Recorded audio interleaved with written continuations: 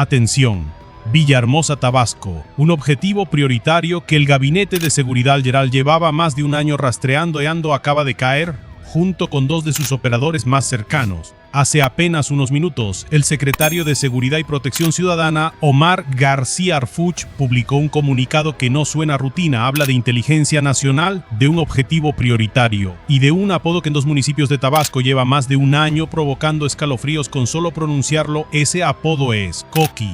Y lo que Harfuch no puso en ese mensaje, lo que ningún noticiero de las 6 te va a explicar esta noche, es de dónde nace realmente ese nombre y por qué su caída vuelve a la historia más incómoda que tiene el sureste mexicano.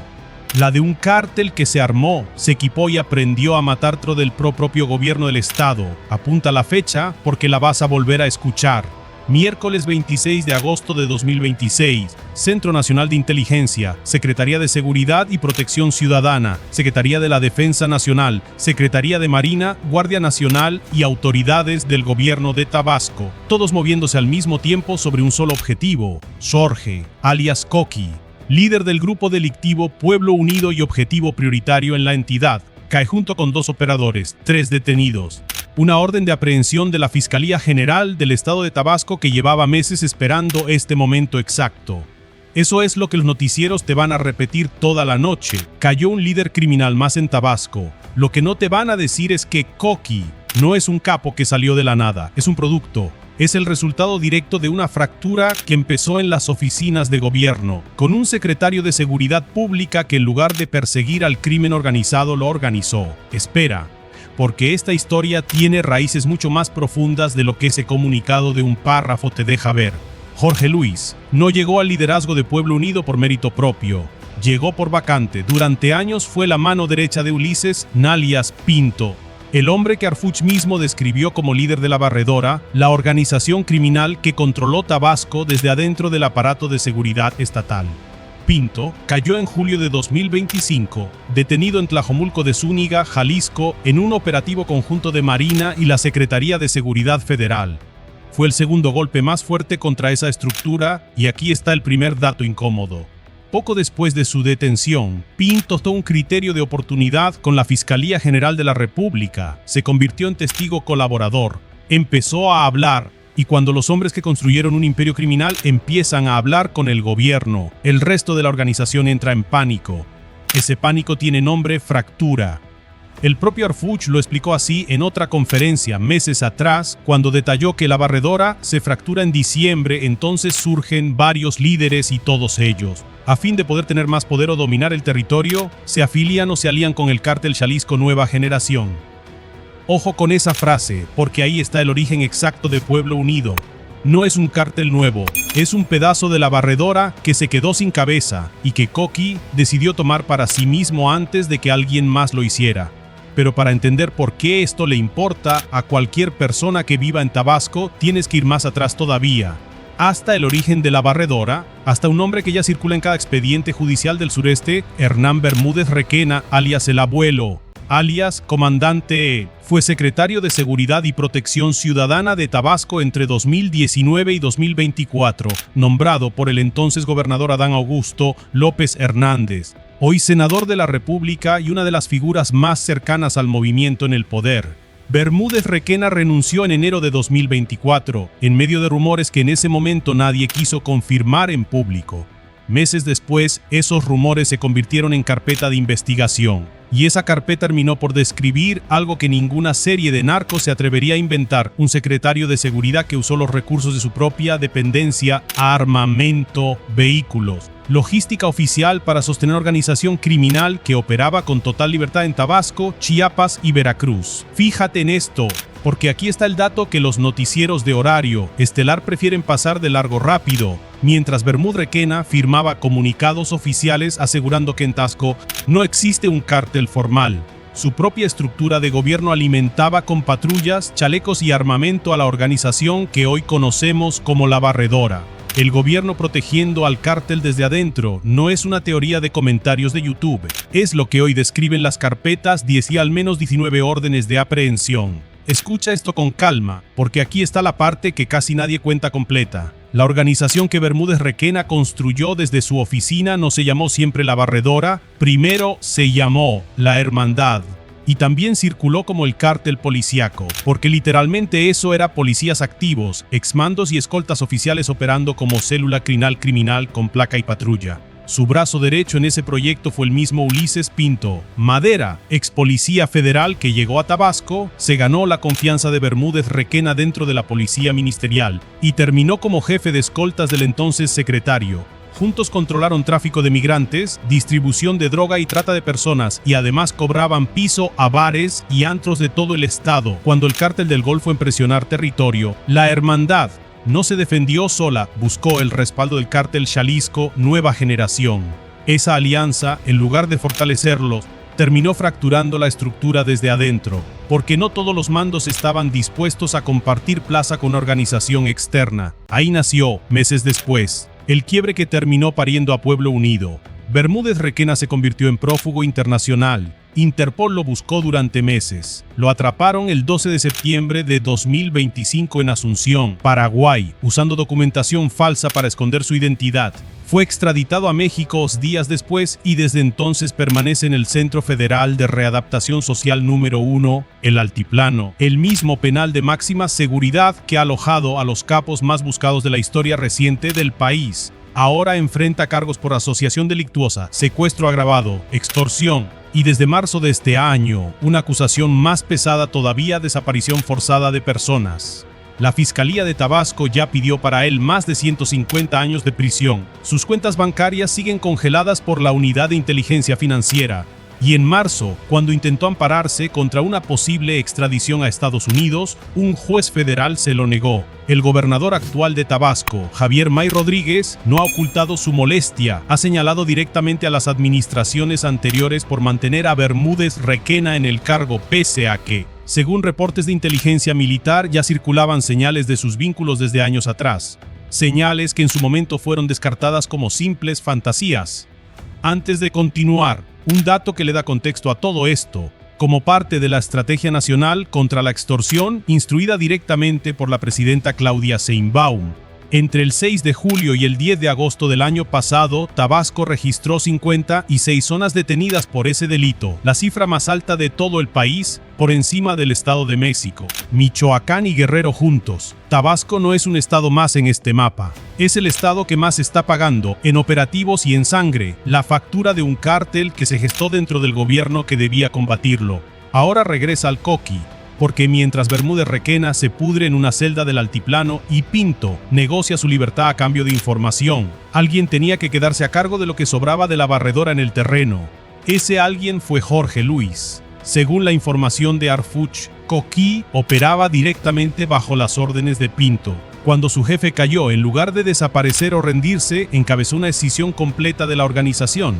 Le puso nombre nuevo, Pueblo Unido, y desde ese momento, la Fiscalía General del Estado lo colocó en la lista de objetivos prioritarios de la entidad. Un reporte nacional en octubre del año pasado ya ubicaba a un operador con ese mismo alias dentro de la lista de 14 mandos de la barredora que el Gabinete de Seguridad Federal tenía en la mira. Uno de al menos 3 niveles de mando que las autoridades necesitaban desarticular para cerrar el expediente completo. Desde entonces, Coqui supo que tenía una fecha de caducidad, solo no sabía cuál. Ahora fíjate en el patrón, porque se repite con una precisión casi matemática.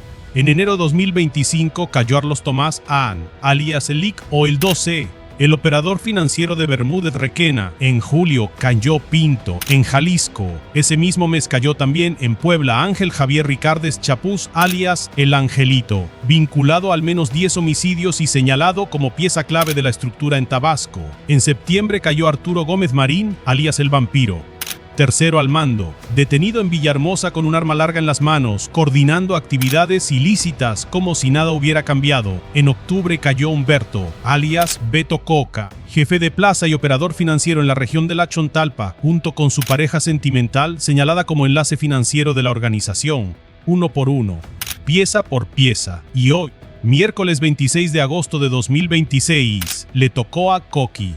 Espera, porque es una simple lista de detenidos. Mapa. Cada nombre que cae deja un vacío, y ese vacío siempre lo ocupa alguien más. La estructura de la barredora ya sobrevivió a la salida de Bermúdez Requena, ya sobrevivió a la caída de Pinto. Se dividió, mutó, cambió de nombre, Coquí. Fue exactamente esa mutación la prueba de que cortar una cabeza no mata al cuerpo si el cuerpo sigue teniendo territorio, dinero y armas. Y esas armas dejaron huella en las calles de Centro y Nacajuca durante más de un año. A Coquí se le relaciona directamente con la quema de vehículos y con ataques contra autoridades, además de extorsión, secuestro, tráfico de personas y distribución de droga en esos dos municipios. No son acusaciones abstractas. En junio del año pasado, en un operativo previo contra la misma célula, las autoridades ya habían detenido a su lugarteniente Alejandro, alias El Furcio, junto con Gabriela, alias La Gaby, en el fraccionamiento Real del Sur, en Villahermosa. A El Furcio se le vinculó con al menos 10 homicidios. En ese operativo se aseguraron armas largas, armas cortas y un vehículo con reporte de robo. Ese es el tipo de inventario que Pueblo Unido dejaba a su paso. Camionetas robadas, armas de grado militar y un rastro de cuerpos que la Fiscalía de Tabasco todavía está contando. Ahora, ojo con este detalle porque conecta directamente con lo que vive Centro, el municipio donde está la capital del estado.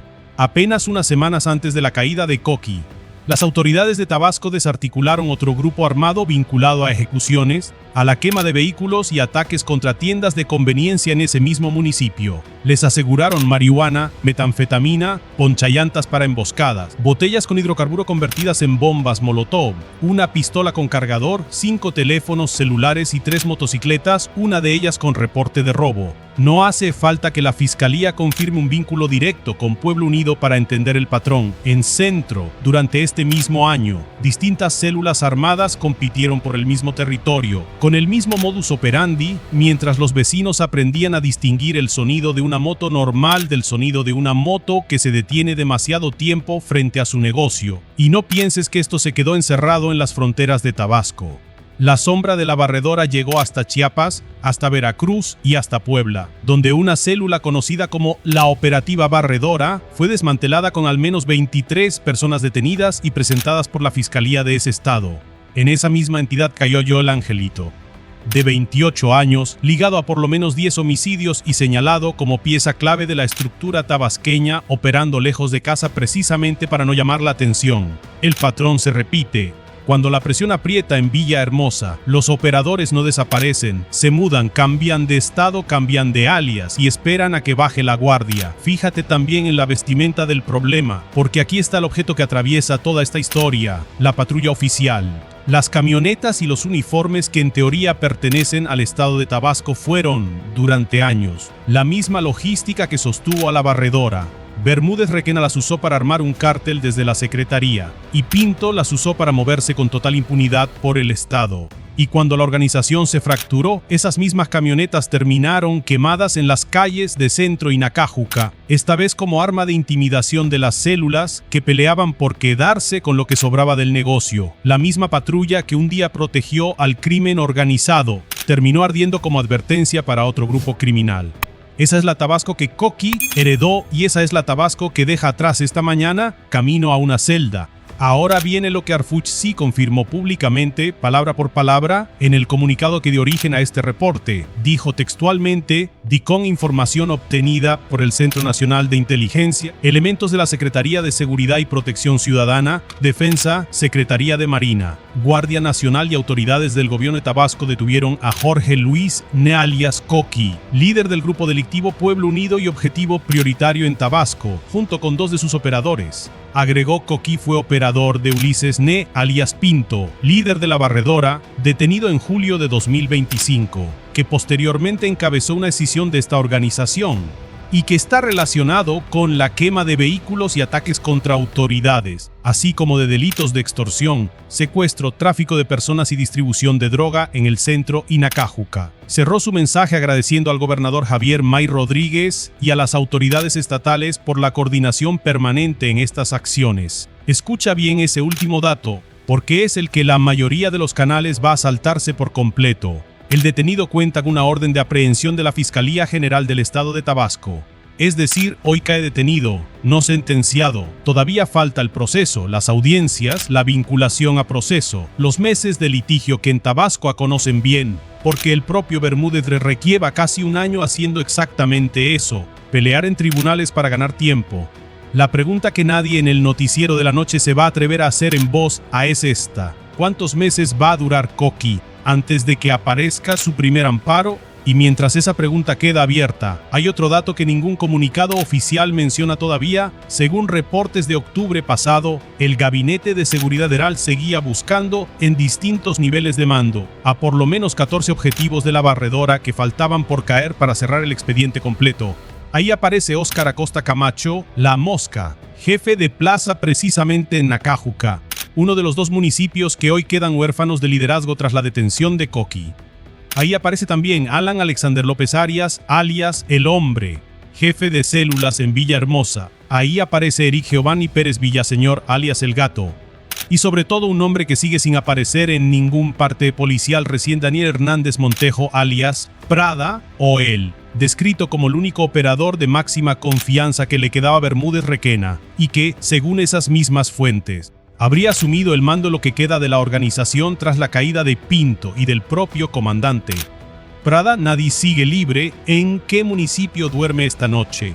¿De qué le sirve a un secretario de seguridad todo el poder que acumuló si hoy duerme en una celda del altiplano esperando una sentencia de 150 años? ¿De qué le sirve a Pinto haber controlado media Chontalpa si ahora sobrevive gracias a la misma fiscalía a la que antes le disparaba? El dinero se queda. Las camionetas de lujo se quedan decomisadas, fotografiadas, catalogadas como evidencia. Ellos se van con las manos vacías y un número de expediente por nombre. Ahora piénsalo un segundo, porque esto es lo que de verdad debería quitarte el sueño si vives en Centro o en Nacajuca. La estructura que armó Bermúdez Requena no dependía de una sola persona, dependía de un sistema de recursos oficiales, complicidad institucional y una cadena de mando que se regenera cada vez que cae un eslabón. Hoy cayó Coqui. Mañana alguien más va a heredar su territorio, su red de extorsión, sus rutas de droga y hasta sus propias camionetas quemadas como advertencia. El ciclo no se rompe con una detención, se rompe cuando deja de haber vacantes que llenar, y ese día todavía no ha llegado a Tabasco. Dinero manchado de sangre, territorio manchado de miedo, y un apellido de por medio que sigue pesando más que cualquier alias, el del hombre que, desde la silla del gobierno, decidió que era más rentable dirigir el crimen que perseguirlo.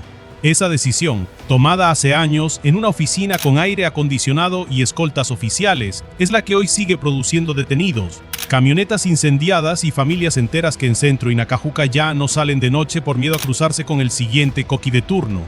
Prada sigue libre, La Mosca sigue libre, y en algún punto de Tabasco, alguien más ya está calculando si le conviene tomar el lugar que Coqui acaba de dejar vacío esta mañana. Así funciona esto. No se trata de un hombre. Se trata de una vacante que el crimen organizado nunca deja de ofrecer mientras el sistema que la creó sigue intacto por dentro.